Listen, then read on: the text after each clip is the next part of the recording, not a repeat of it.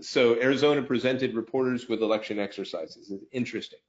Part of the exercise included choosing how to spend a $30,000 budget ranging from installs of firewalls to for the website to actually providing active shooter training or mental health resources for the election workers. So interesting to make sure that everybody is going to be calm, cool, and collected through this process and prepared for that physical or potential physical danger, as well as preparing on the cybersecurity side. So interesting that they start to run these kind of exercises. Agreed. And steps to security. Encrypt voter registration data, right? The database itself. Why? Because then they get in, they don't know what they're touching because they can't see it. So it's really important we look at it, monitor for any suspicious activity, of course, understanding data loss prevention tools and understanding a lot around the login access, who has the ability to remove stuff or change the data, right? You can upload data without changing the existing data, that kind of stuff, locking it down, really important.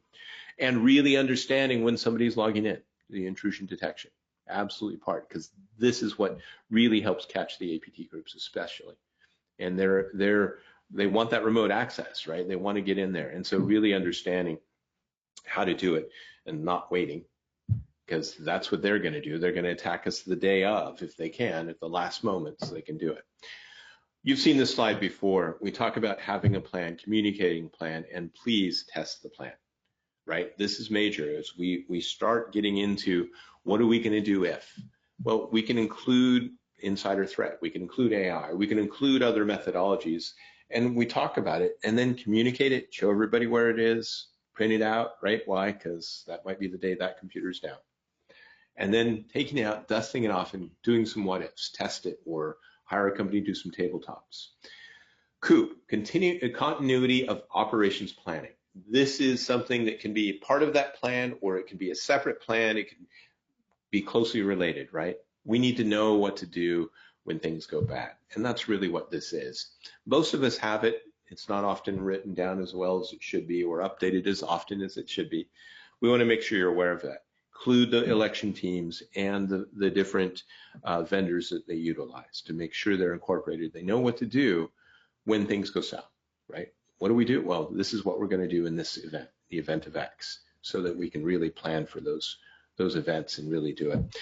And unfortunately, we got to step up our insider threat mitigation, right? Physical and digital access control, absolutely mirrored in together, and figuring out who needs access. And if they need access, giving them only the appropriate level of access, right? As granular as you possibly can. Absolutely tough to do, but something we must.